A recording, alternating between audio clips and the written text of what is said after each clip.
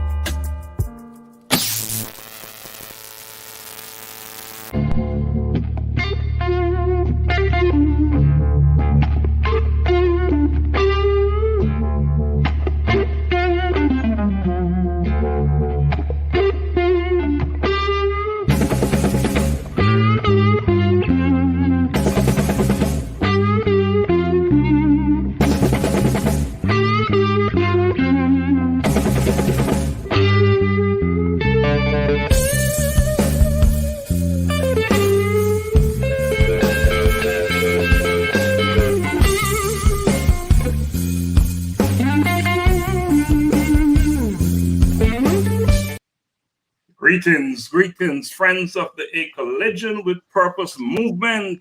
Welcome to Bridging Generations, Voices of Men in a Changing World. I am Dr. Laxley Stephenson.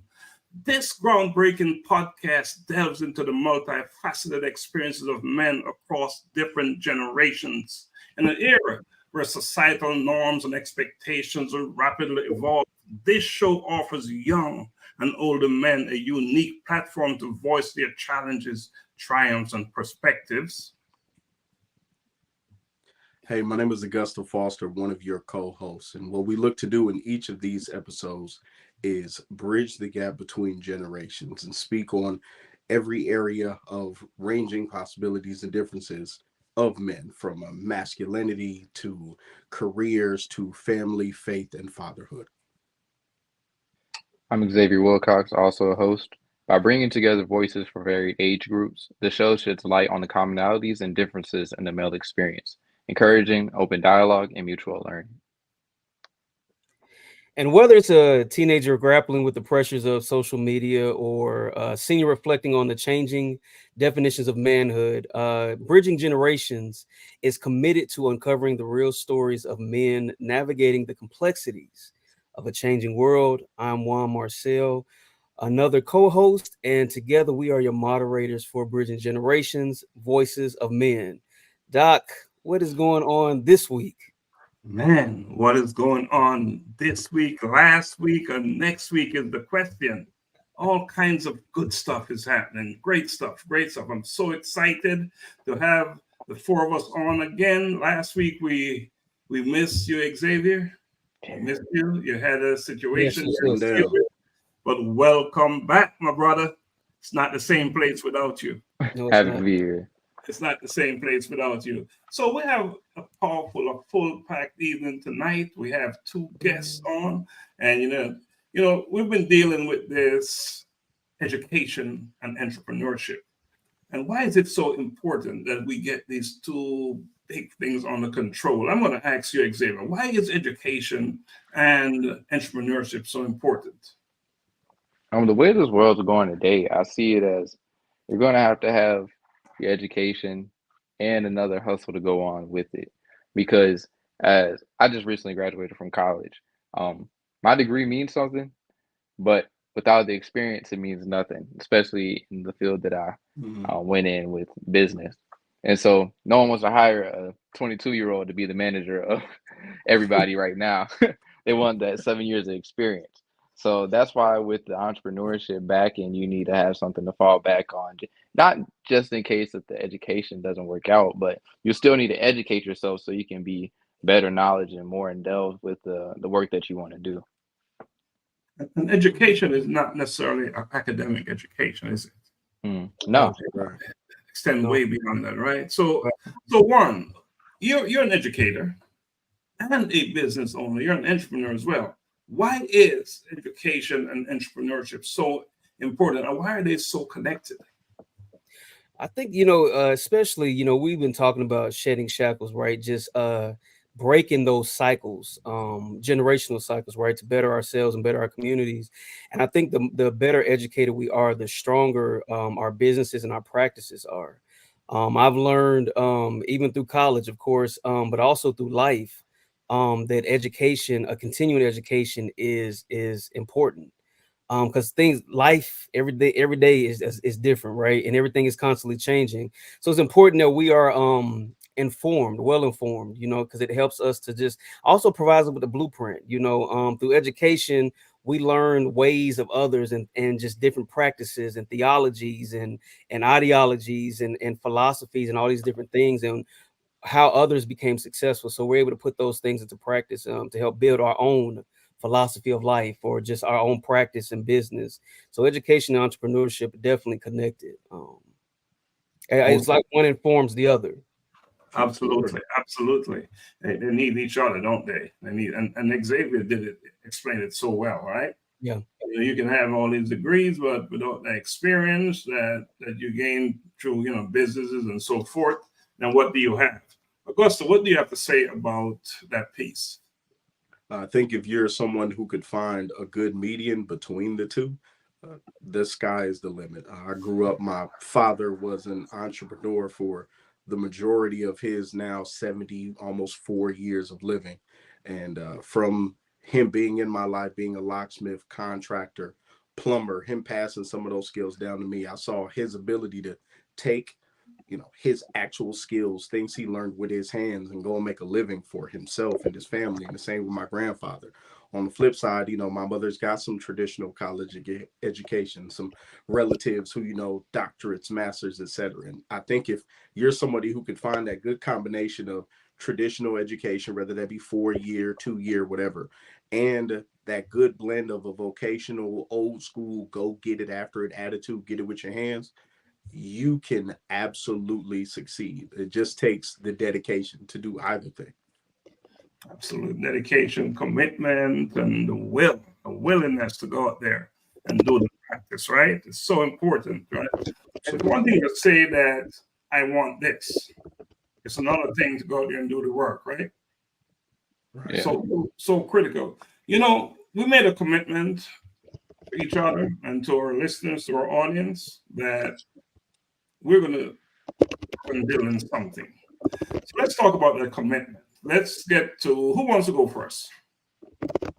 I'll go first because I normally never go first. Normally we go Xavier or you. So I'm gonna lead this one. I think we might be on the rotation for me to go first. In regards to service, still committing to service, still volunteering time. Just recently signed up with work to take myself and about 30 co-workers out to go and volunteer at the downtown Atlanta Food Bank. So they're one of the multiple nonprofits that the corporation supports. So we'll be going out about 25 to 30 deep in the next 2 to 3 weeks and packaging meals for roughly 2,000 people. So very excited to go out there and just not just do it for networking or because it's work or it's company related, but to actually go out and be with people who are excited and committed to service, even at a corporate level. I'm always just amazed and thankful to be around people who want to serve. They want to lead, and you can't lead unless you're leading from the front. Awesome. Leading from the front, gentlemen. You got to step up and do your due. Play your role, do your part. So Juan, we're going to leave Xavier for last this time. Because you guys are always picking an Xavier. Yeah, man, y'all bullies. Exactly. Being the youngest is a beautiful thing. Yeah. Yeah. So let them pick on you. Let them pick I on can you. use all y'all senior discounts. There you Wow. go. Wow. Okay. Just I'm don't going say that thing about the mark, hair anymore. mark it down. Hey, Juan, touche. mark down the day, Juan. Thursday, March 14th.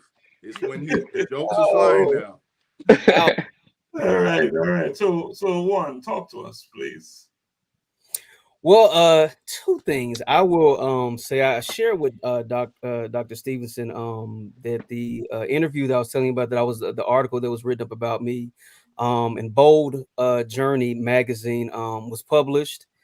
Shared it with Dr. Stephenson. I'm excited about that. It was blew my mind. It's something to be excited about, something new. And then secondly, we're still working on our lock-in that is coming up next month. We also started the Tie Tuesday with the young men dressing up and just wearing ties, teaching them how to tie ties and just be presentable. My message is always making yourself marketable in whatever arena or setting that you're in, being versatile. So that's underway. Excited about that. So looking forward to it. I'm so proud of you, man. I did share it. I know, Xavier, you saw the article. Yeah, it I was shared awesome. I shared it with so many people, and and let's continue to share that article. I appreciate that. Big deal. Let's continue to share it. Let's share it. And so I'll go before Xavier, as I promised. He'll be the last one up. So, man, Monday we had in the spotlight. We had our program, and we satisfied a full scholarship just from that program. And my commitment is to build out a scholarship program for underserved youth all over the place. And now we're focusing on Kenya. And I am proud to say that we received a full scholarship, $900, to pay for 1 year worth of attending school. We're in school in Kenya. Young lady's name was Elizabeth. They had kicked her out of school because she couldn't pay. Now she's back in school.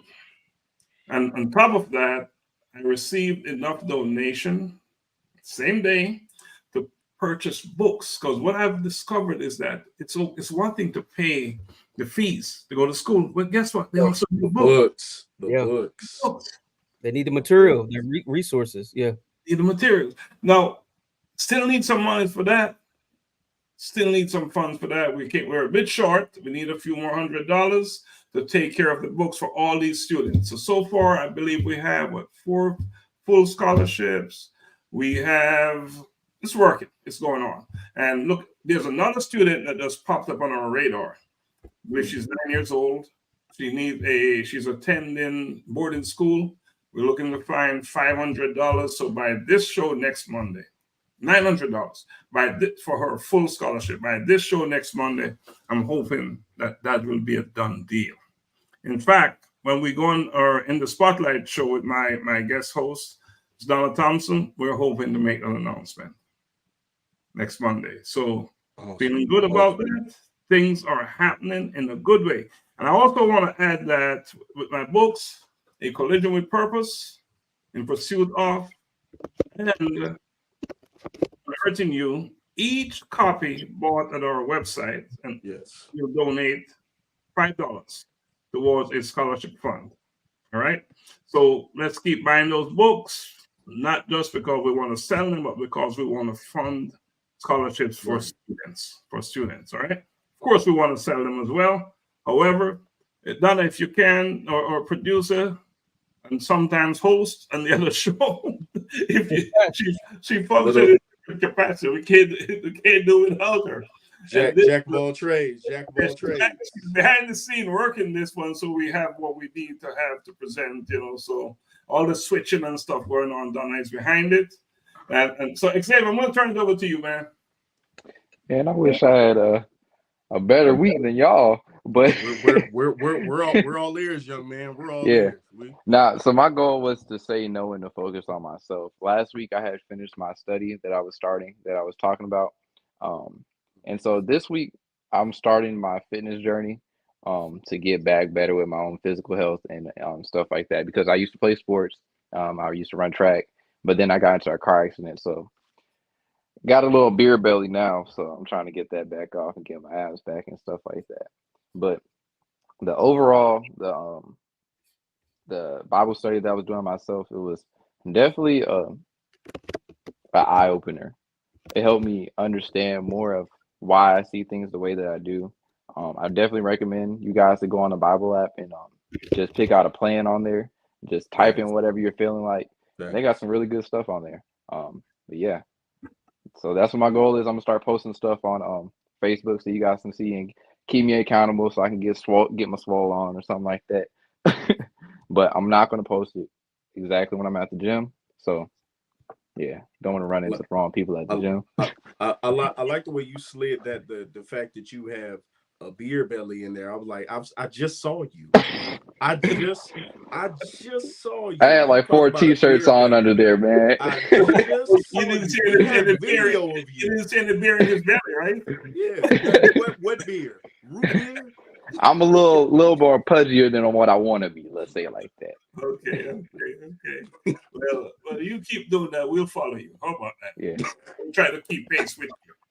Yeah. So, guys, good things are happening. You're doing it. One big stuff you did, and we can keep sharing that because when we have good information, we want to spread it. That's awesome. We want to spread. That bad stuff get out there and just take on energy and just spread. Yes. Do the same thing with good stuff. Let's do the same thing and spread good energy, right? Good stuff, good information.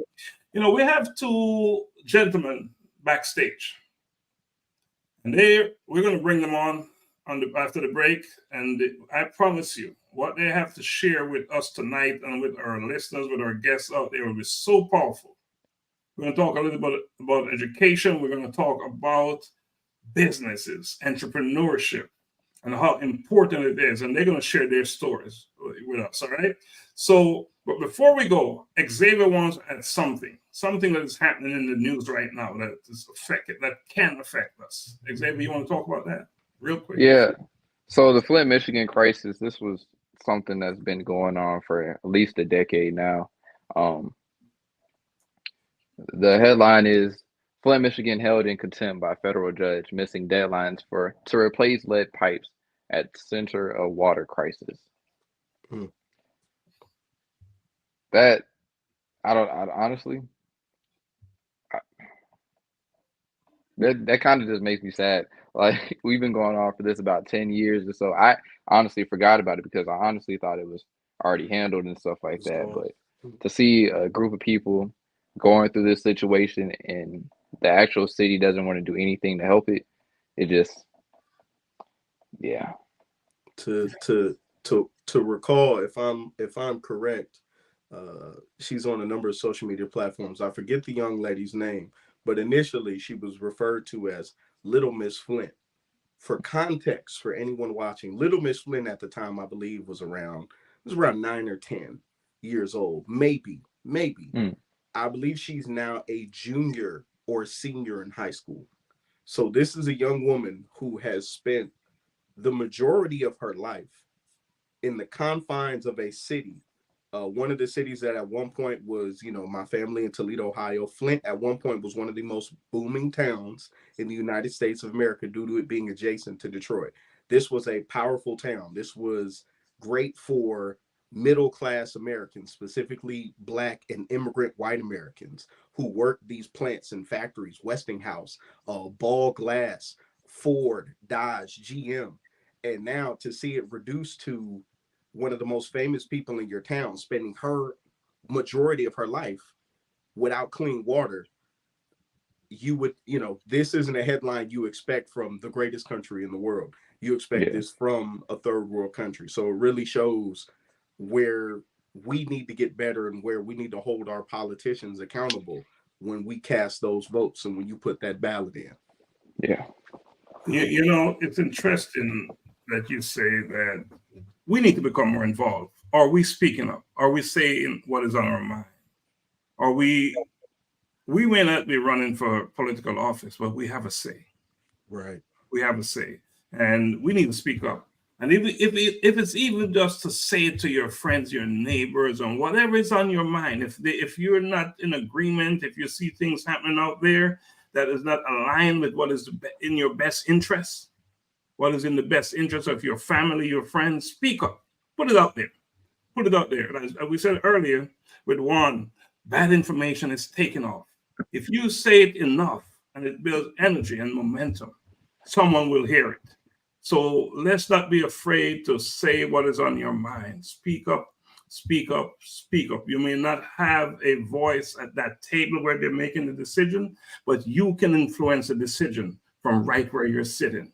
And again, that is another reason why we have Bridging Generations, voices of men in a changing world. That's exactly why we have this. So we're here to bring in the information. Let's talk about it. Let's speak up. So I encourage our listeners, anyone watching, speak up. Let's not lay there dormant still as if it doesn't matter, because it is important. And they say if it's important, act like it is. And that's what you should do, speak up. All right, so I think it's a good time to take a break. And then when we come back, we'll bring on Mr. Richard Carroll and Mr. Omar Malcolm. So let's take a break. Donna, can you take us?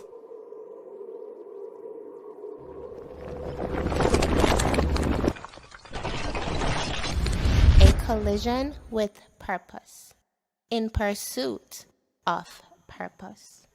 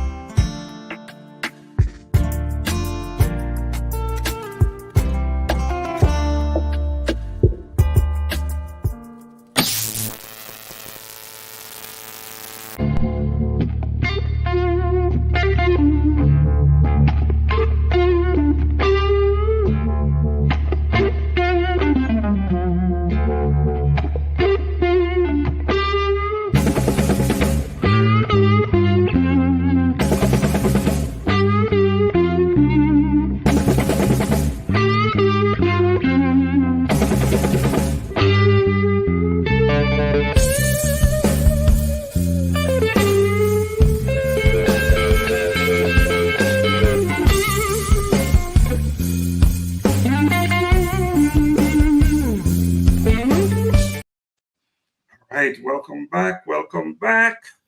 Voices of Men, and we have two such voices on today that's going to join us. So I'm going to ask Xavier, can you bring on, but not before the drum roll. Let's get the drum roll. Can you bring on our guests? All right, so I'd like to bring on a friend of mine who's been very wise, been an entrepreneur from the age of 13. Really genuine guy. We've been teammates together.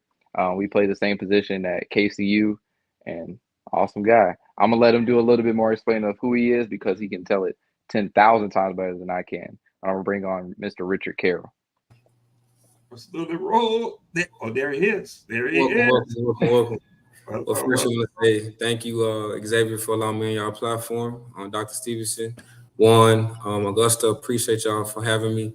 So my name is Richard Carroll, founder and CEO of Wealthy Made Investments, and our main goal is to be able to incorporate financial liberation. We want to be able to bring true wealth, talking about real estate, cryptocurrency, stocks, and true entrepreneurship. So I'm just excited to be a part of what we're doing here today. You want me kind of just go into education, or what you want me to go to? No, we'll go into it. Let's bring on the other guests, and you get a chance to go back and just roll it out for us. Because you're talking about money, and you're talking about about how we can empower. That's the one thing we need in our community, right? Yes, So, sir. in bringing on our next guest, I am gonna play a video. Right? So, Donna, you gonna hit the video? Or you? Greetings. My name is Omar Malcolm. I'm a real estate professional in South Florida, and I'd like to give my 2 cents on the topic of purpose. In real estate, we use the term highest and best use, which simply describes how a property can be assembled or used to attain its highest possible value. I look at purpose of individuals in the same exact fashion. So what are you doing day by day, hour by hour to improve your value? Except we're not talking monetary value, but what value are you providing to those closest to you? Friends, family, loved ones, those who may be looking up to you, those who can be positively impacted by your legacy long after we're through here. And most importantly, what value are you bringing to the betterment of the world around you? So I believe when you move through life with that, in your mind, heart, and soul, your journey may still take you, place to place, but your North Star becomes clearer and clearer. And I think it's for everybody to find out what that is for them. It's awesome. All right, folks. Let us give a drum roll. Let's do the drum roll for Omar. I know he's already here. Right, Omar, welcome. Good evening. Thank you for the beautiful introduction. Omar Malcolm, South Florida realtor, focusing Fort Lauderdale and West Palm Beach areas, working with sellers and buyers, both end users and investors alike, and love to do what I do and love where I do it. Wow. Awesome. It's that purpose, huh? That's right. And it's an absolute pleasure to be here with you guys and chat.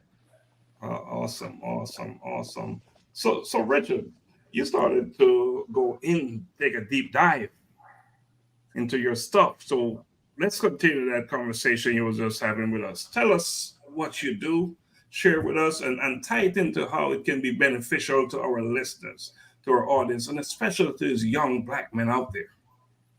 Most definitely. I'll start talking about education first. So here in Houston, I actually have a partnership with HISD in Fort Bend, HISD being the 3rd largest district here in the United States. So we have a program by the name of the Modern Day Financial Liberation Program. So what we teach the youth is college readiness and financial literacy, coaching, and mindset development.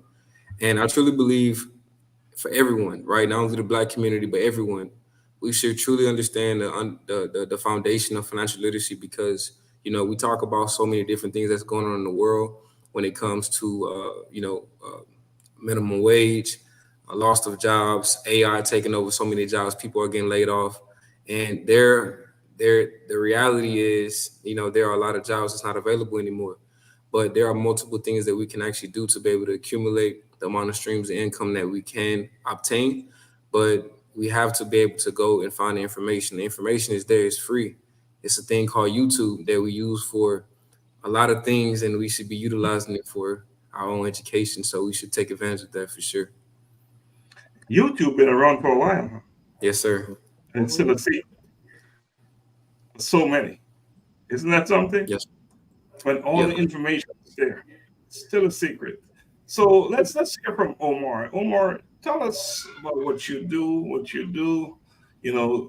your path, how you end up where you are right now. How did you get there?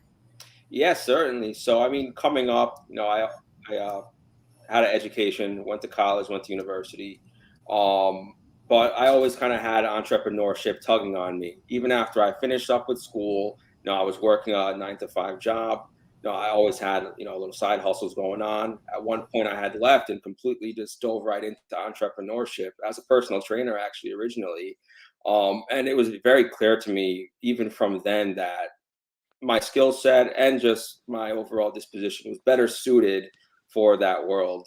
However, kind of going back to what we were talking about before, that combination of the education and the entrepreneurship, having my educational base allowed me to be in a lot of environments where I was able to learn how to be a professional and really sharpen myself in a number of ways as I was going forward with my entrepreneurial path. I reached a certain breaking point where I'd actually decided I was going to move across the country. I was going to Florida. And that's when I really started my path in real estate. And I think this is a really common theme for anybody who goes the entrepreneurial route, is that at some point you just have to jump. And that was my moment of jumping. And, you know, one of the biggest things too is, like we said before, education isn't necessarily just in the classroom. I think when I came down here to Florida, that's when a lot of my, education really started. And by means of getting around the best possible people, people who are proven in whatever it is that you're trying to accomplish. And I got a lot of my education that way. It's still till today something that I do, seeking mentorship, something that I've noticed a lot of the most successful people, they never stop that process of learning. So I think both of those things, the education and the entrepreneurship, they both go hand in hand, very important. It's a perfect marriage, huh? It's that marriage. Omar, I will have our other hosts will have an opportunity to ask some questions. Do you recall maybe about 10, 12 plus years ago when we used to have those meetings? Yes, certainly. Sunday? Yeah.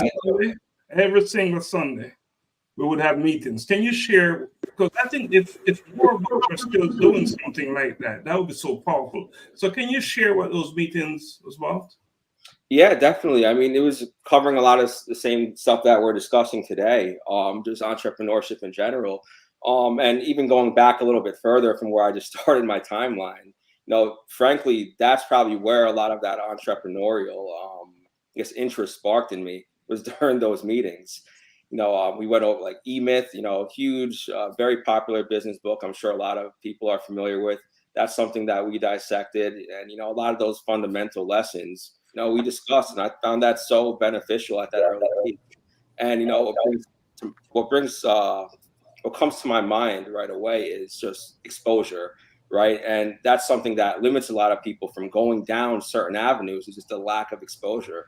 So from a young age, going through those meetings and, hearing some of the conversations, learning about entrepreneurship and understanding some of these principles definitely helped set the stage for a lot of the decisions that I've made thereafter. So what happened is every Sunday I would have Omar, my nephew Omar, and all my nephews, and we would have meetings, business meetings, right? But how old are you then? I don't even remember. Maybe 14, 15 at the oldest. So we would have business meetings every Sunday, and I would give them this book that they had to read and bring back to me, Entrepreneurial Myth. And we would go through the different things in these books. So, and the whole idea was to expose them at an early age about business opportunities. And that's what we did.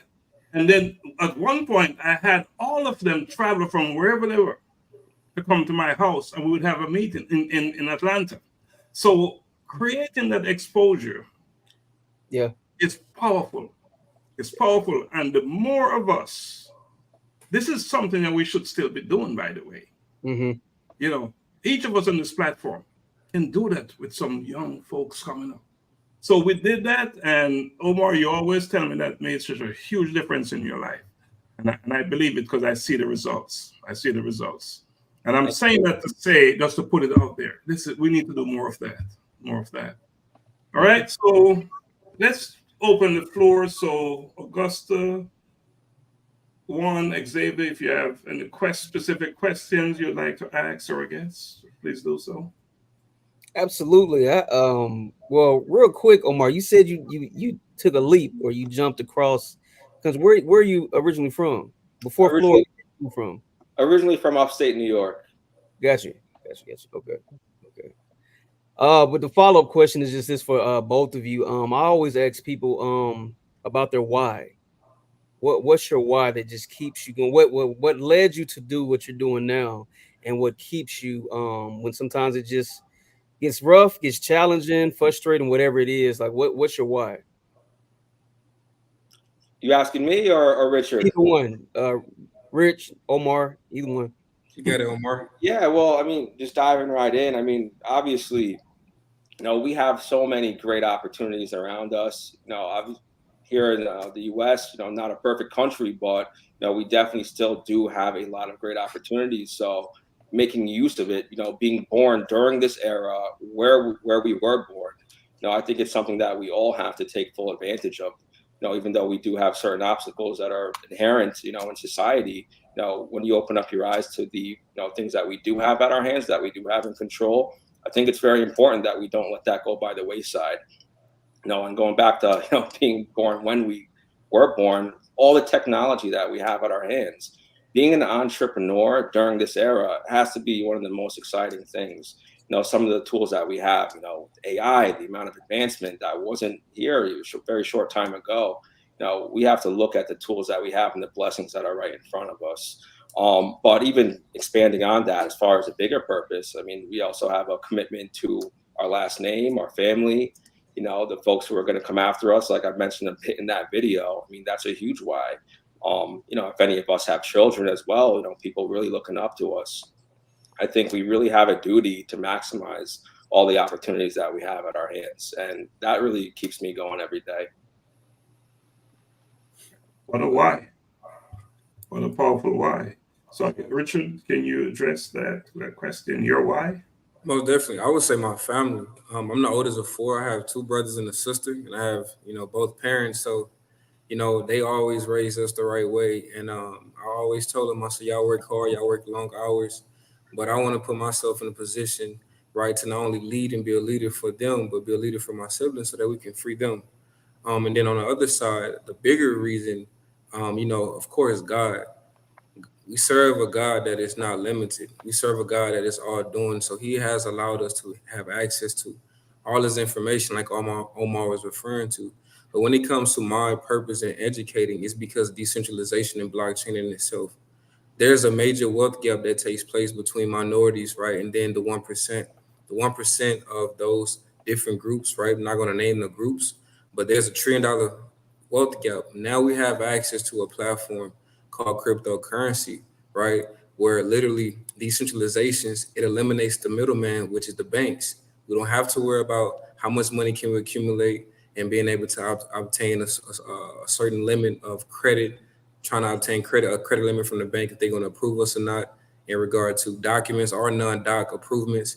We're talking about a platform where I was able to invest all my savings, right? When I got to high school, when I was 17, my senior year, I put $2,500 into Bitcoin, but I was investing in small increments, but $2,500. And at the time, Bitcoin was only at $1,000, right? So now it's at 72,000. So over the years, I've been able to educate and create this platform that not only the general public have access to, but now the youth, and the youth are able to understand this information. So the purpose in itself is focused on the youth, because if we change the narrative and the focus, right, we can change the trajectory on what the kids are learning at an early age.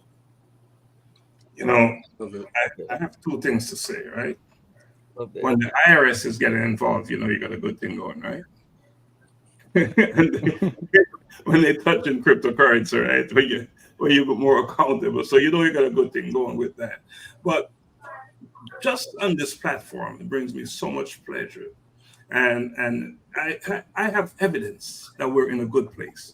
When we have men like Richard, like Omar, like Xavier, like Juan, like Augusta, we're looking good, aren't we? Oh, yeah. We're looking good. We're in a good place. We're looking great. And I just wanted to say that because as I'm listening to, I'm a little bit older than you guys, of course, but as I'm listening to the conversation, as how you articulate your positions and things, I know that we are in a good shape. We have leaders in our communities, and all I will say is I'm encouraging each of you to go out there and build more leaders like yourself.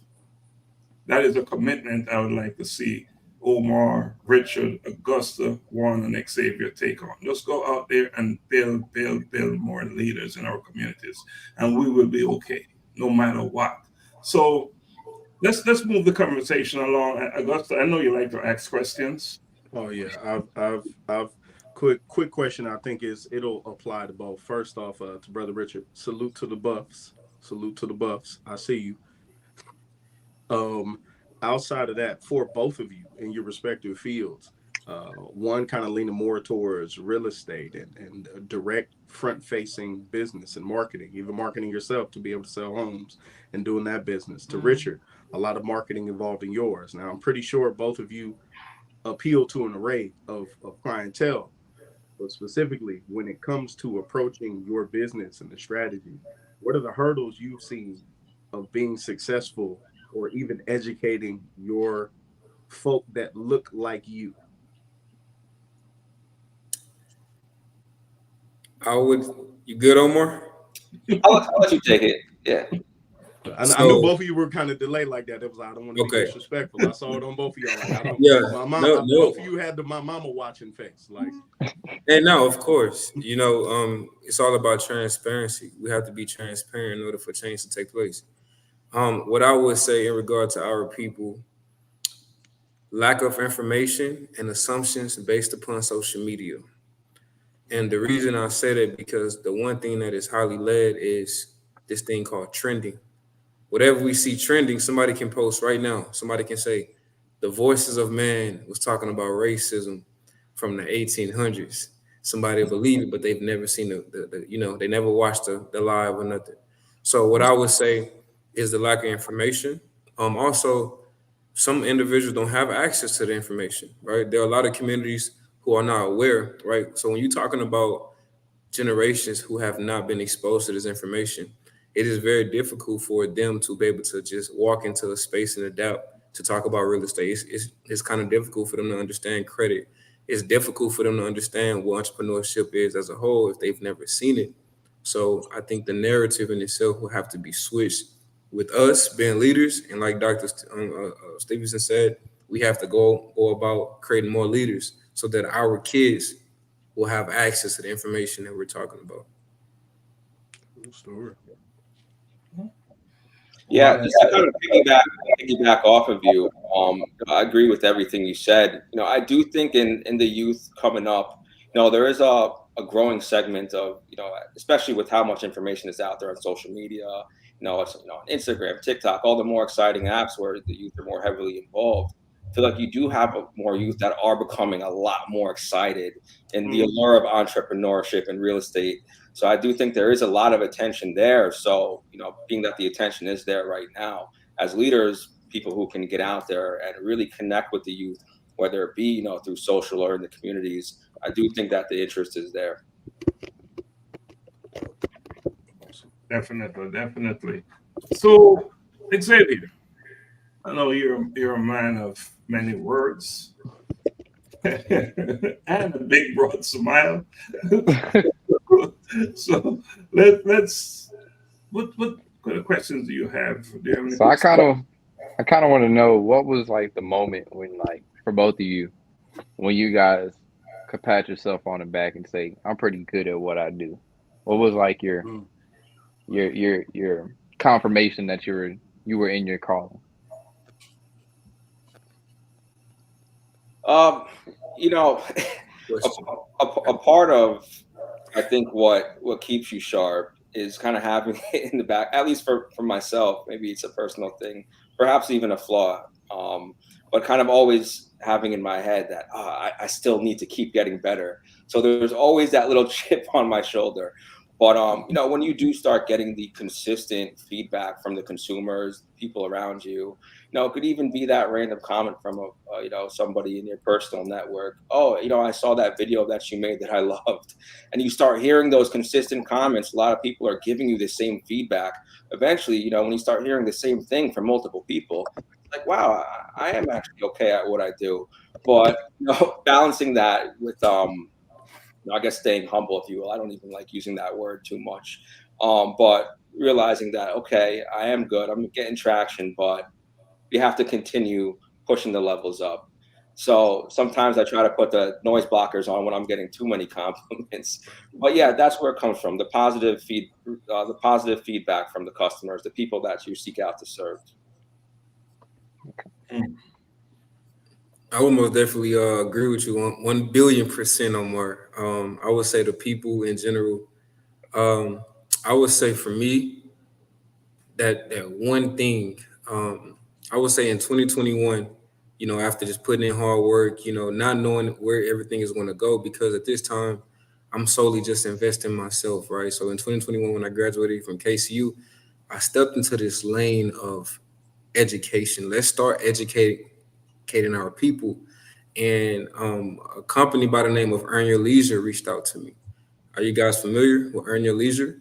So they reached out to me, and 19 Keys, my brothers, him 500, they actually invited me to the fest called Invest Fest, on the largest, Black entrepreneurship platforms, and we had around 20,000 people.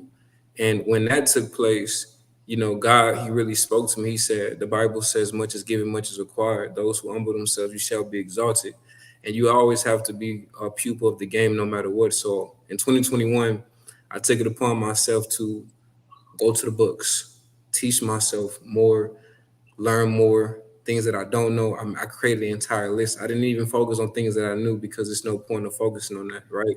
So I focused on things I didn't know, and I just kept pushing. And when Invest Fest came around, and when I was able to get on that stage and I was confident, right? I'm like you, Omar, humble. I don't like saying that word. Deion Sanders said something special.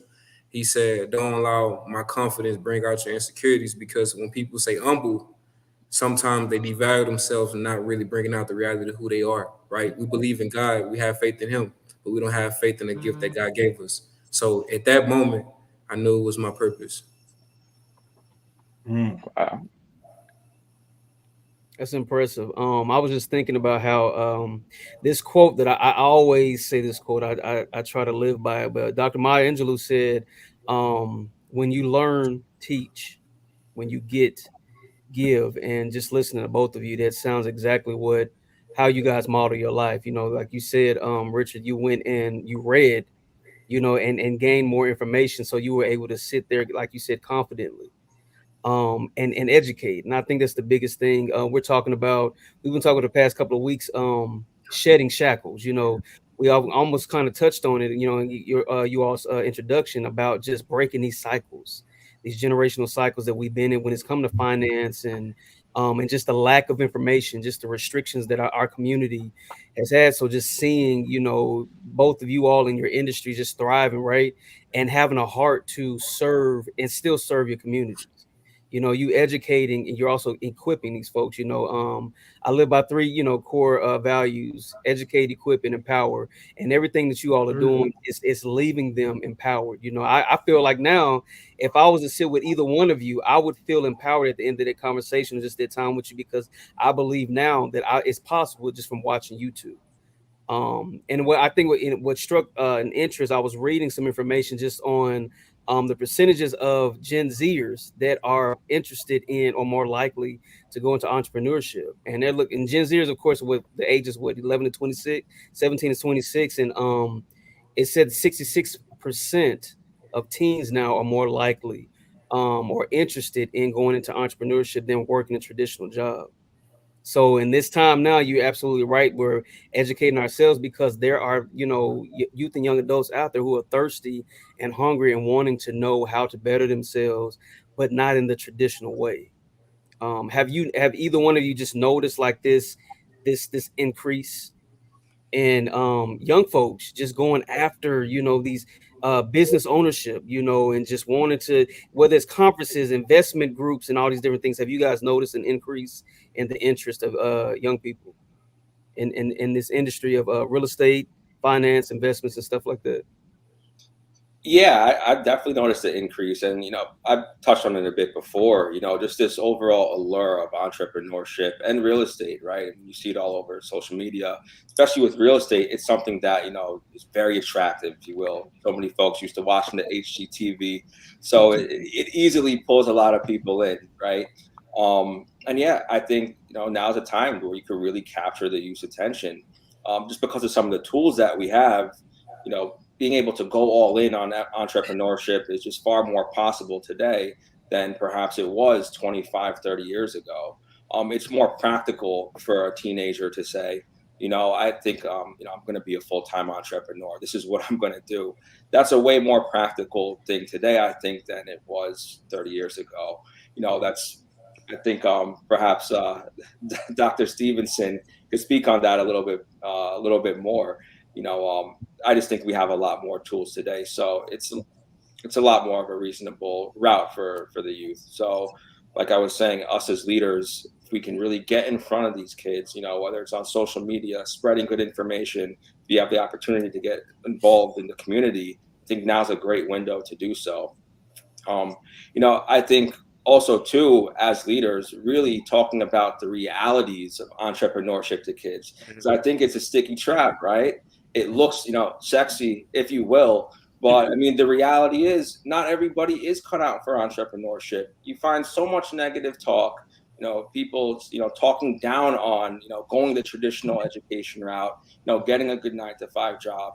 And while there's substance to some of those conversations, I think it could potentially, if youth aren't guided properly, can get a very bad understanding of what the realities of entrepreneur really looks like. It's ugly, it's gritty, it's fail, fail, fail, fail, fail until eventually you get a win.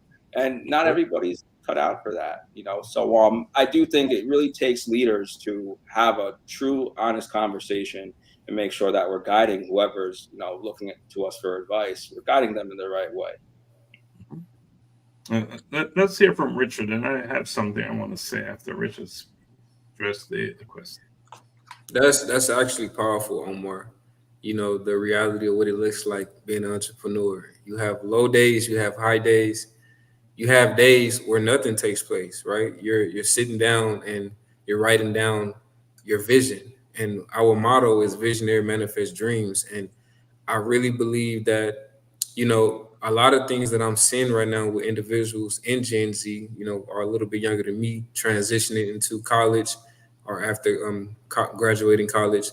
I see a lot of people kind of going the educational route and then also taking on the entrepreneurial route as well. So you can have that balance because now you're putting yourself ahead of the game, right? You have the degree, you also have the experience. But what I would say in regards to the question, of course, TikTok. We see it every day. We have 11-year-olds, 14-year-olds, 15-year-olds making millions of dollars based upon them creating a dialogue and understanding algorithms within these platforms. They learn how to capitalize on social media. Therefore, the information is there. So when I hear people saying this is no bash or no hammer, axe throwing hammer to anybody, but when people say I don't have any money or I don't know what to do, well, you don't know what to do because you're choosing not to. So I see too many young individuals winning, and it's only going to get bigger. So we just got to keep putting this information out there so the people who are hearing this for the first time, they will know what to do after this call. Yes. So I just want to add a little bit about innovation, about technology, AI. So people in my age group, some a little bit younger or older, there seems to be a thing about technology that they're backing away, shying away from. And I think that is a mistake.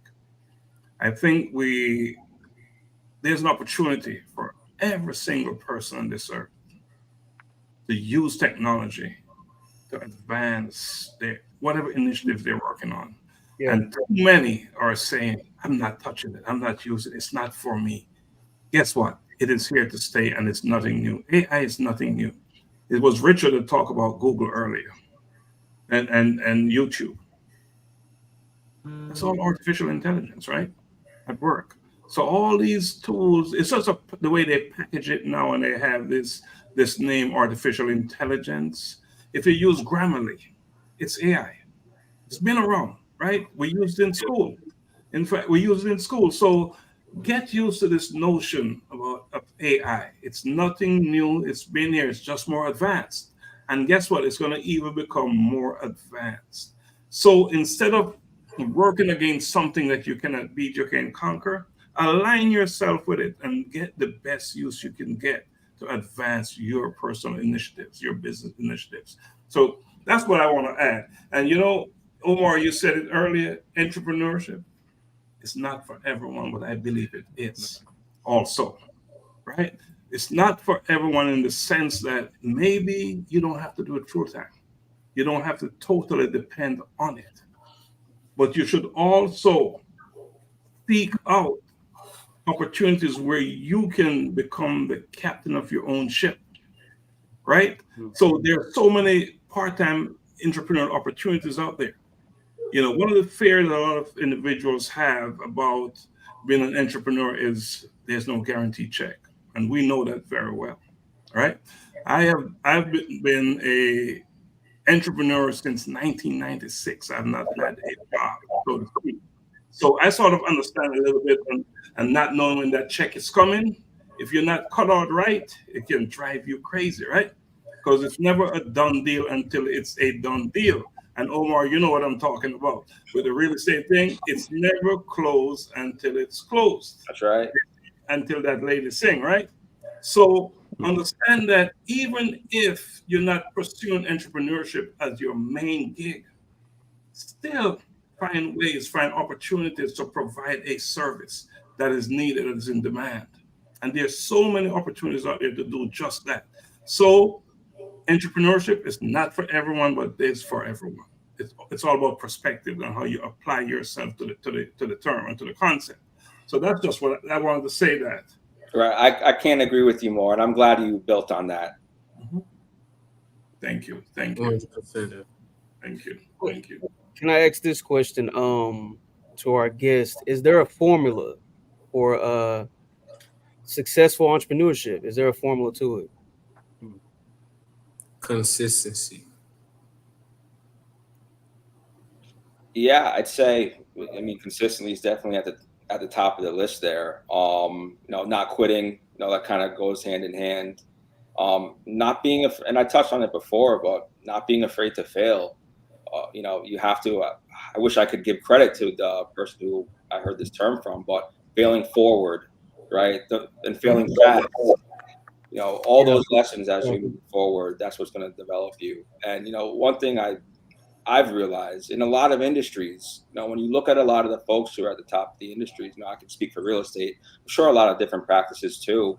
One of the common denominators for the folks who are right at the top is that they surpassed their peers. They just didn't quit. They gave themselves the opportunity to keep going, to keep learning through their experience, through their failures and successes, and eventually they reach the pinnacle of their field. So just having the power to stick through whatever it is that you're after. And to kind of pick up off that, I'm sorry. No, go ahead. To pick up off what you said, Omar, Les Brown, and I have this written on my computer. I have written on my wall, I have this printed on my refrigerator. OQP, only quality people. See, a lot of times people tend not to understand the reality of what it looks like to be able to move and grow past your peers. People will have a negative notation towards you surpassing the people that you once were around. They're going to say, well, you're not coming back to the community. Well, I am, but you didn't hear the information when I was there. They're going to say, you think you're better than you think you're better than us. No, but you're still doing the same thing. They're going to say, you're never going to achieve anything, but once you achieve something, they want a discount. So what I would say, surround yourself with the right people. Since 2021, right? And I'm grateful. I thank God that I was able to surround myself with people like Earn Your Leisure, Troy Shaw, 19 Keys. That's my mentor. Jamal Muhammad, he's really my mentor. And it's a blessing that he was able to bring me in his circle. And for the people, I want you to understand, when you get around mentors, you're not only taking down notes, but you have to apply these things. And when you apply them, every time that you fail at trying to accomplish what your mentor told you 100%, keep going, get up. Because every time you fall, you have to stand back up. Because another thing Les Brown said, he said, if you don't get up, you're going to go to the grave with so many different ideas. He said, you want to go to the most successful place in the world? He said, go to a graveyard. Yep. You're going to see so many different things. So my question to you guys who are listening on this call, are you going to go to the grave with all your ideas, all your visions? Remember, visionary manifest dreams. So envision every dreams in order to manifest so your dreams can come true. That's good. And we're going to take a break, but before we go to break, I want to say one thing. that true failure is not trying, not jumping in. You can't win unless you get it. So it's certain definite failure if you don't get it. One of my mentors, what he said to me was, do big things, do big stuff that even if you don't achieve your goal, you would have achieved much more than another person who's doing 100% on their small goal. Yeah. So set the bar so high that if you reach here and not up here, your here is so much success that you're winning. So it's not always 100% because it's 100% of what? It's 5% of what, right? 100% of the small is really not much. 5% of huge is a lot. So when you set these goals, set them huge and go after them. And it almost doesn't matter if you fail because you're growing, you're learning. And it's through these attempts and whatever you're doing that you're prepared to take on the next thing, right? So I think we will take a break. I think, can we play that Shella Top Star song on this break? Shella. Blessings from Jamaica. This is Shella Top Star. Tonight I will be performing one of my latest singles entitled Far. Yeah. Now, this song is a reflection of my life. However, I believe that this song can also be a reflection of your life. Enjoy. Far me I come from, I me know where me I go. Far me I come from, I me know where me I go. Me see the aim, me I navigate to success. Working smart, no rest. Me I see the progress. Want to achieve, so me give it my best. Me I do my thing now, watch no one else. Some of them are still thought they were my friends. Smile with me, but I meet them against them. Want to set up my life and my journey end. You know me, I am far. Born as a winner, me no know about failure. Have to make it big, have to make it major. Stacking up the currency paper. Far me I come from, I me know where me I go. Far me I come from, I me know where me I go. Now last me way no, cause me know where me I go. Far me I come from, I me know where me I go. Me know me I go, cause me know me I come from. Where me I come from, dark like dungeon. Some say me not go nowhere, that's my assumption. But mine I kill them, so them brain function. Far me I come from, and I turn back. Overcome my struggles, me no want it come back. Judas them a fight me, mortal combat. Them full up of jealousy and judge, I no love that. You know me I aim for top star, cat never fear no danger. Have to make it big, have to make it major. Stacking up the currency paper. Far me I come from, I me know where me I go. Far me I come from, I me know where me I go. Now last me way now, cause me know where me I go. Far me I come from, I me know where me I go. Learn a lot along the way. Sorry if my mark a dog them bite anyways. Me know the pain me get betrayed. Me conquer emotion, use a split and pave the way. Calm me mind and relax. Me nah go worry, ja a guide nah fear. Them say the good, you set the date and the chops. Trying to get me in a trouble with the cops still. You know me I am far. Born as a winner, me don't know about failure. Have to make it big, have to make it major. Stacking up your currency paper. Far me I come from.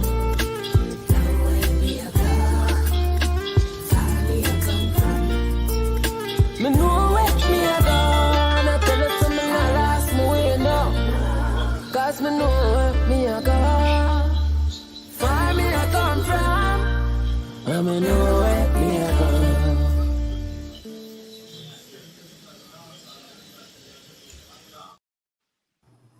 me I come from, I mean, nowhere me I go.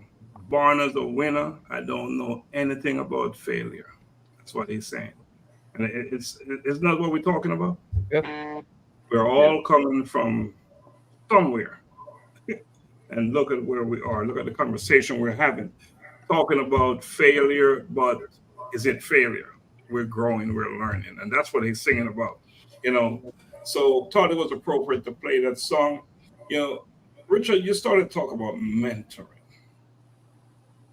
And in business, what an important thing, right? Mentoring.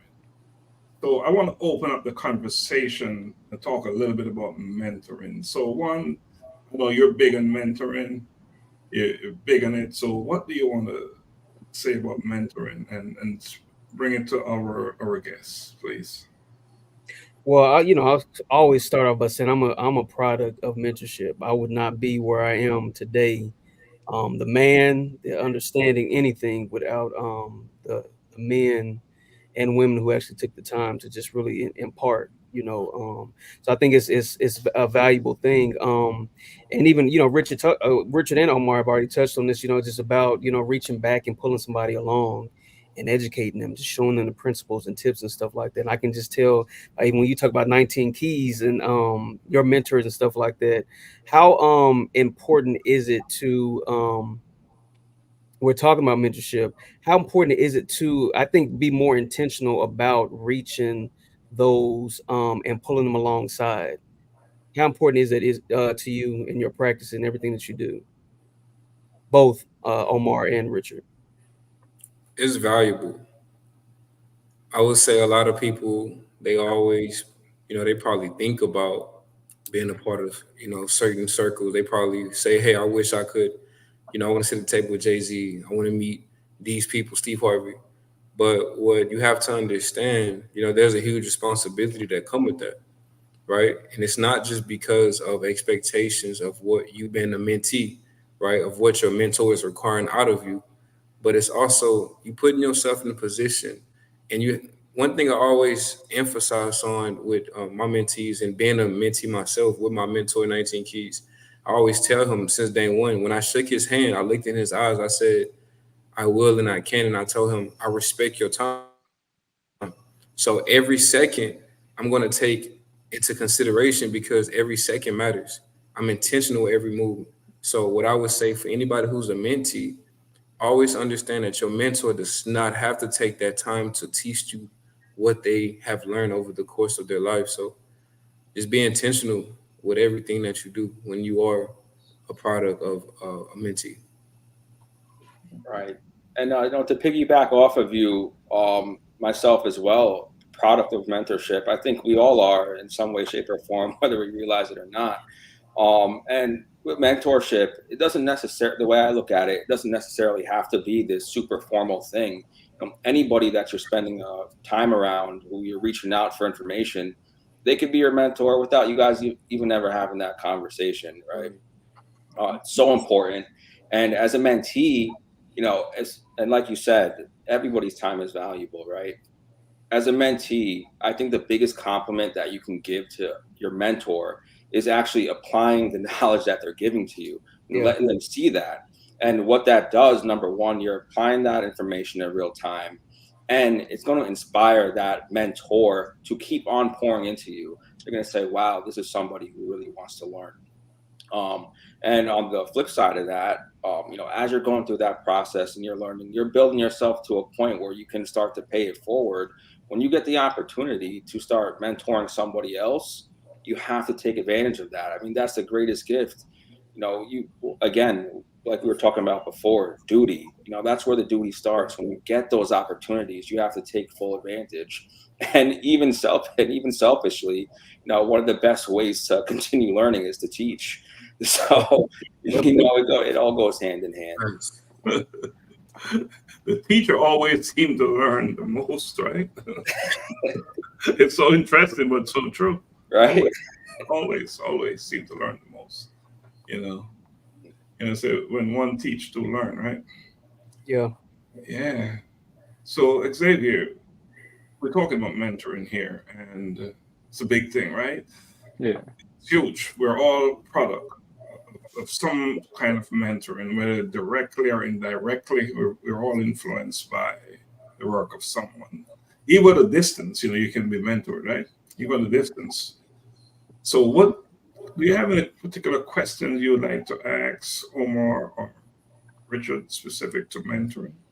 I'd like to ask, what was like the best advice you've gotten from a mentor, whether that was indirect, direct, or so?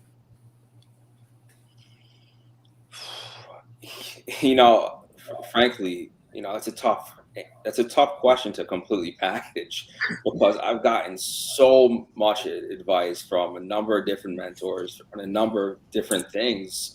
Apart from just some verbal advice, and I don't want to sound like I'm dancing around your question here, but this is honest. Just watching how somebody conducts themselves in business. I've learned a lot more from my mentors from just watching how they operate, opposed to just the words coming out of their mouth. Right. So with that being said, trying to put yourself in a position where you're around high performers constantly. You see how they speak, you see how they deal with their customers, you see how they handle problems, you see how they handle things that come up. Just visually watching how somebody that you admire conducts themselves in all facets of life. I think it's so valuable. And just the proximity to those kind of folks, I think can be more valuable than, any individual piece of advice that comes out of their mouth. That's good stuff. That's good. I think Omar hit on the nail. There's nothing that you can do than watch and see the product of where that individual has come from. And you just apply it in your own way. That's what I would say. You're going to add your own flavor always. So you take what you can and apply it and add your flavor to it. One of the biggest tribute you can pay, to your mentor is to outperform him in what he taught you and to do it better than he. A good mentor will be so happy, so proud when you do that. And in school, they penalize you for copying, and they should. But in the real world, in the business world, guess what? To be a good copycat, just make sure that whatever you're copying is worth copying, right? And that's the observe and watching part of it. I recall a story. This gentleman, wealthy man, one of my mentors was telling a story, and I hope I get it right.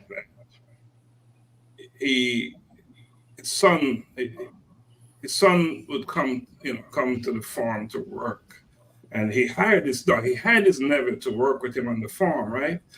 But yet he would to milk the cows. But yet every time his nephew is going out there to do it, he would go out there as well, follow him. And then one day his nephew got so brave and said, "Uncle, why did you hire me? Why do you hire me if you're out here with me?" But the whole thing was, how do you make sure that the water is getting to the end of the rope? So you get it? So the uncle said, "You watch me, I watch you, and when you're proficient, I leave you alone." Yes. The uncle would make sure he got in watch him to make sure he's doing it right.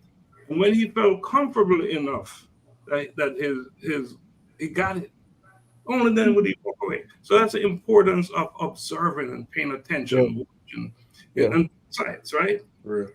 Doing the work and the one who's supervising the work, you make sure that you have it under control all the way. So mentoring is a big, big, big deal.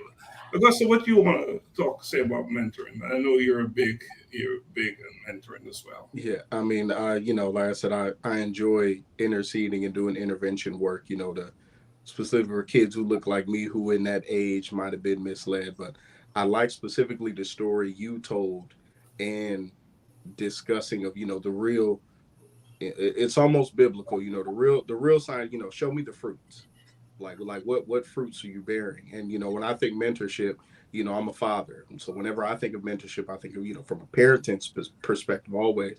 And I think of my own father, contractor, locksmith, jack of all trades, master of all of them. And even in the story you described, Doc, I thought about, times where, we'd be we're working on the roof, we're installing the door, we're tearing the wall out, all these things that when I was a kid didn't want to do, but totally are so thankful that I sat back and learned. But him hovering over me at, 10 years old, I'm on this roof, 12 years old, I'm knocking this wall out. And I'm like, why is this old man hovering over me? And then realizing as I got older and became more proficient, that I'd be, well, man, Pops isn't, he's not hovering over me, he's not doing this. And even in the moment of you saying that, kind of that feeling of proud, the proud son moment of seeing this. And even now, I'll do work and other things and send it to him, and he's, man, son, you're doing a great job. So even seeing that, him hovering over me and backing up, and now being able to admire the things that I've done, not just work with my hands, but even as a parent, being like, I'm proud of you. Like that's the true sign, getting that attaboy, that pat on the back from your mentor, knowing that you're at a place where they're like, I could step back and admire the work now because you have exceeded expectations. You've done a great job. So that got me in the feels right there, because I thought of the old man hovering over my shoulder, and then one day he just wasn't there. He was somewhere drinking a soda on the side of the house we were working on or something. or but whatever he trusted me. Yeah, he whatever trusted me to do the work. So that's the handoff, right? That's the handoff. That's when he can truly hand it off and say, I did my job. No, it's yours. No, it's yours. No, Omar and Richard, I want you to put your advisor hat on, right? Think about those young males out there and females. This is the talk, men's talk, but voice of men, but it applies to everyone. So think about those individuals who are out there just struggling to figure it out. But they know they want to start up a business. They want to become entrepreneurs, but don't have a clue where to start. What advice do you have for them? I think something that gave me the confidence to do a lot of this stuff I'm doing now is, earlier on, whether it be, late teens, early 20s, fresh out of college, when I had a lot of little side hustles going on, anything that I did, it could be the smallest silly side hustle, I decided to make a legitimate business out of it. That was like my playground, whether it be the personal training, even like I did a little landscaping business at one point. Anything that I decided to do, even if it was just to make a couple extra bucks, I did it the right way. And I used those small opportunities. Well, I used them as an opportunity to start really building a lot of my entrepreneurial skills. So by the time I did arrive at what I feel is my purpose, a lot of those fundamental learning curves that you have to get through, I had already did that just by practicing. So make some of those little side hustles, make it a playground for yourself to start flexing some of those entrepreneurial muscles. That was something that was super helpful for me early on. Wow. No, that's deep. I was actually going to go in a similar path. I was going to say, do everything the same way. And before going into any sort of entrepreneurship role or being a business owner or, being a YouTube creator, start with yourself. The biggest investment that you have to, for me, I don't know about everybody, I'm speaking for me. The biggest investment that I've ever made was in myself. Starting off with the little things, waking up in the morning, making sure my house was clean, putting my bed together, brushing my teeth, creating this consistent habit of doing things right, prayer in the morning, and walking and keeping my health, my psychological, my mental state, emotionally. You have to make sure that you are right, because something that I did on numerous of times, right? I thought I had something planned. I thought I did something right. I thought I had the biggest event coming up. I was going to have a great success. But the biggest problem in that was I thought that, right? And it's not about yourself. And I want people to understand that mentorship and entrepreneurship is about us as pupils, as vessels, being able to utilize our gift at the highest level in order to reach out to the people, in order for them to be better than us. So we have to invest in ourselves first and capitalize on that and be very intentional.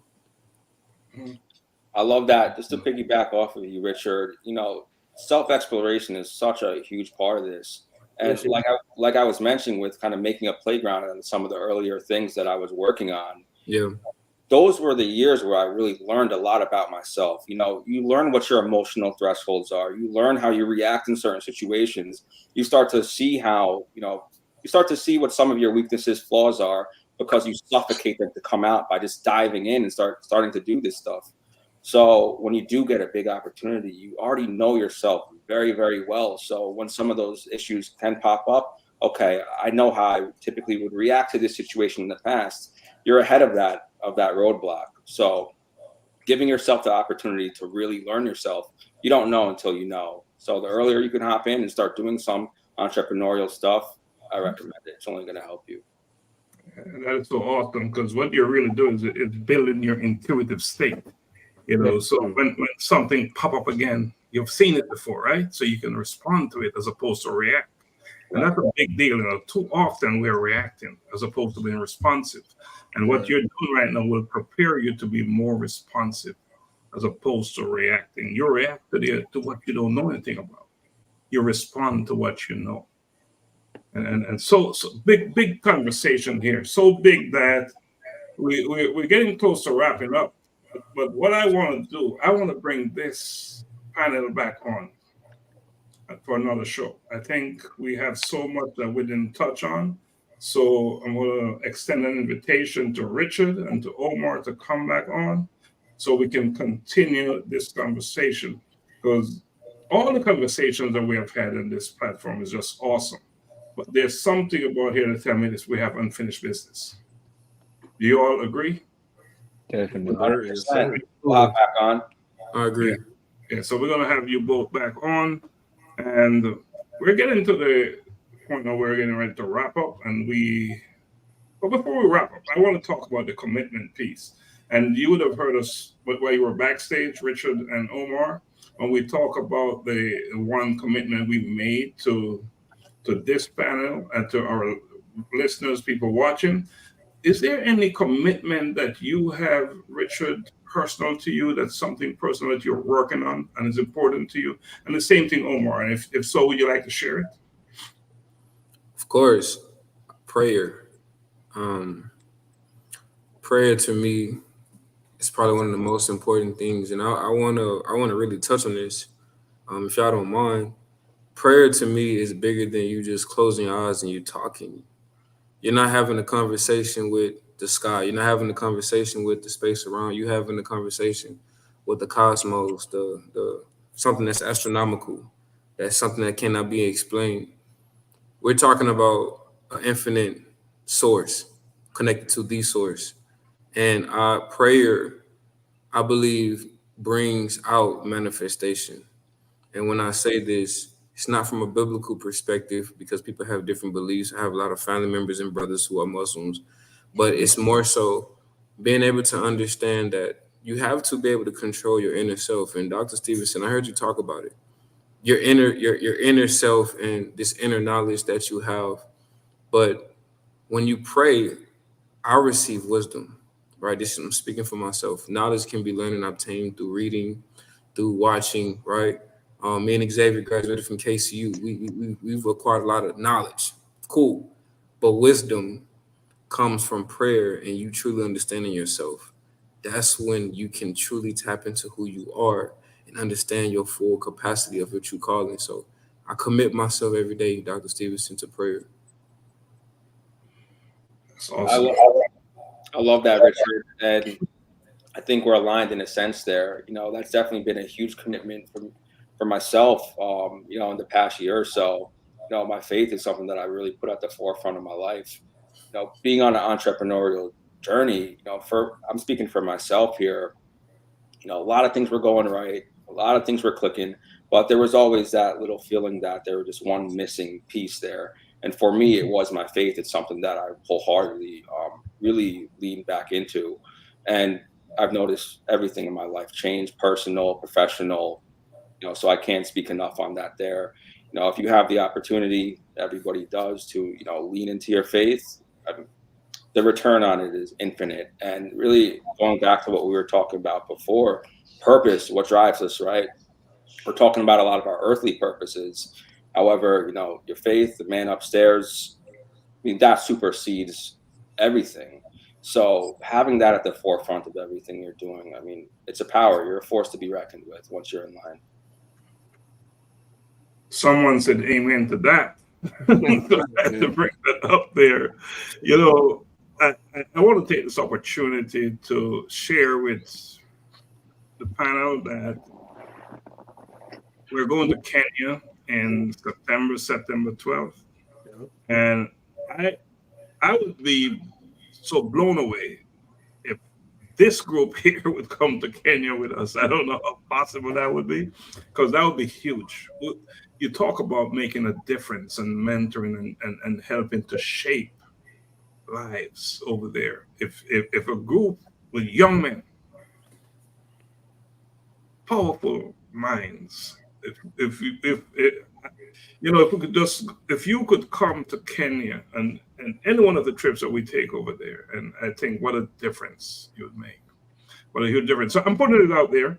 I'm also putting it out there that I'm the president of a nonprofit organization, Global Humanity Network, and we are in the process of building out our Mentoring Matters program. So we're looking for mentors, and looking for mentors just like you. Just like you. So if you want to know more information, and also talking to our, to folks listening to us, also we're looking for mentees as well. So refer a mentee, refer mentors. Check out what we do at Global Humanity Network. You can get more information from me, from Augusta, and would love to have you, join us in these two initiatives that I'm involved with, because I know what a huge difference you'd be. Like I said earlier, I'm feeling good. I'm feeling good with conversations like this, with panel like this. We're gonna be all right. We're good to go. We're good to go. So that's it. That's it. So let's do what we call closing arguments. Who's gonna go first? I can do it. All right. I'll say this now. This year I've been trying to do things I wouldn't normally do. I was at a conference. I walked into one of the sessions. It was full. I normally sit in the back. I want to sit in the front.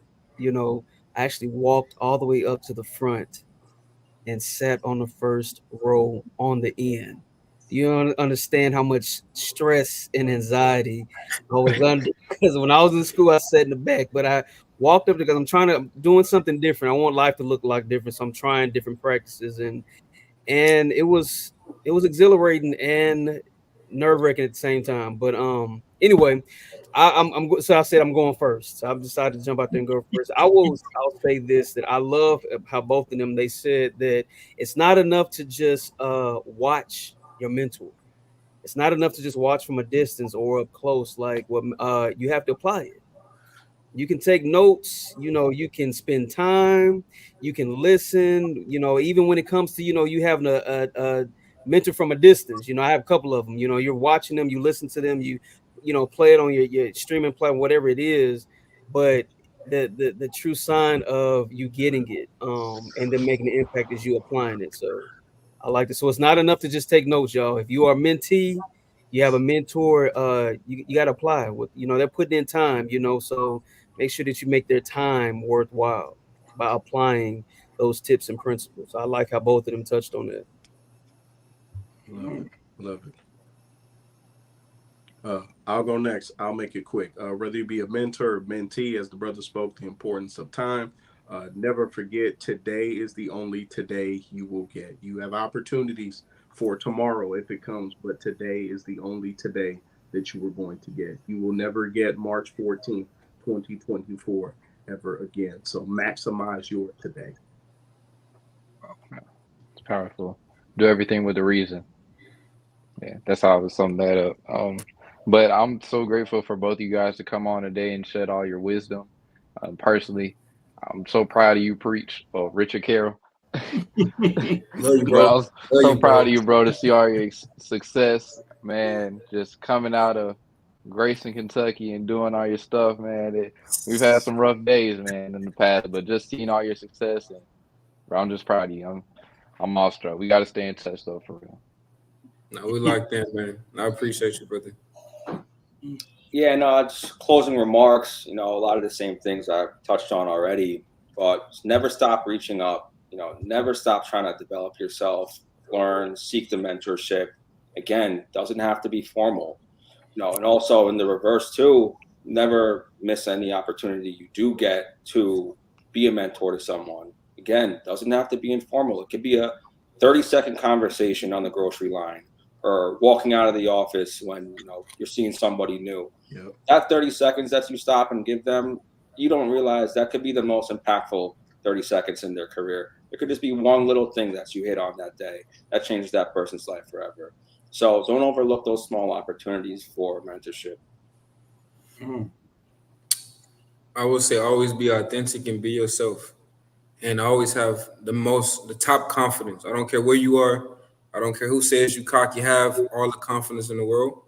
And I will always say, live by these terms: visionary manifest dreams. Anyone is able to envision their future while manifesting every step in order to turn your dreams into reality.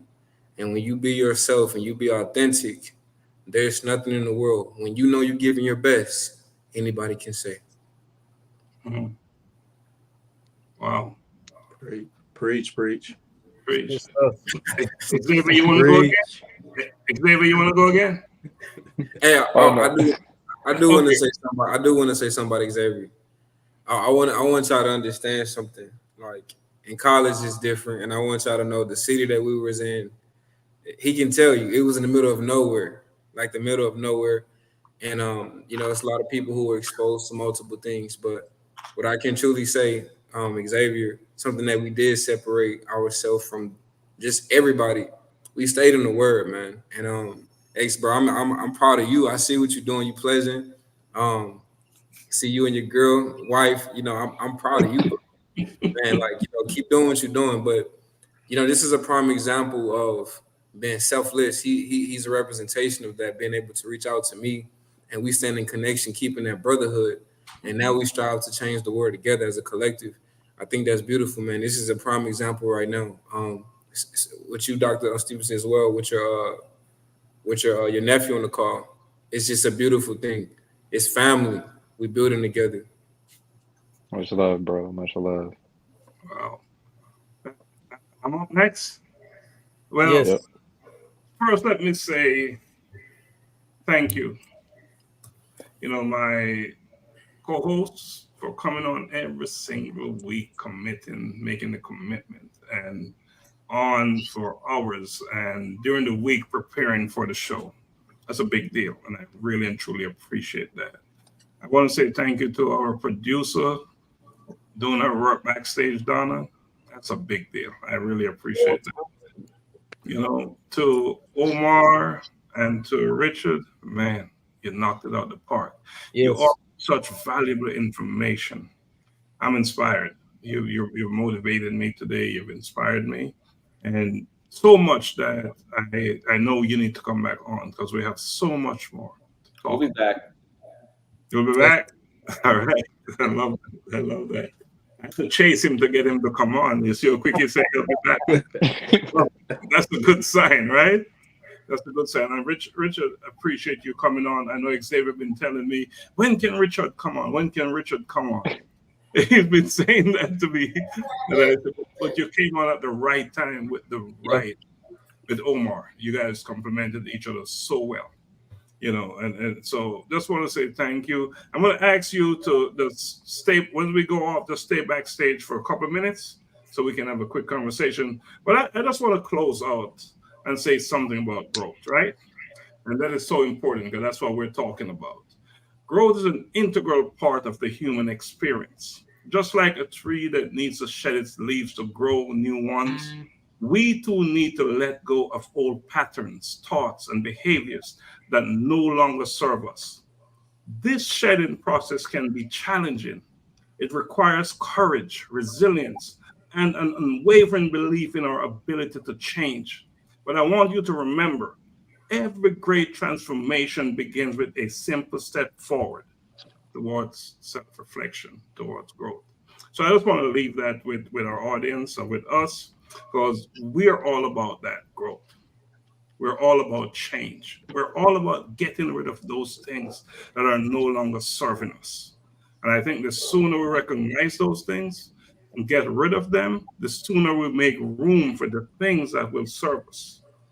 So that is what I wanted to leave us with.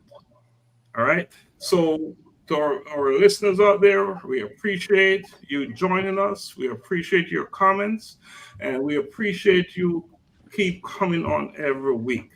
And we ask that you share the stream, whether it's live or on the replay, because this information, we don't want to contain it and keep it to ourselves. We want to perform an act in a river state, not a state, a lake state. In other words, we want to be that river that is flowing and depositing information along the way. All right. So again, thank you. And until next time, blessings always. So let's take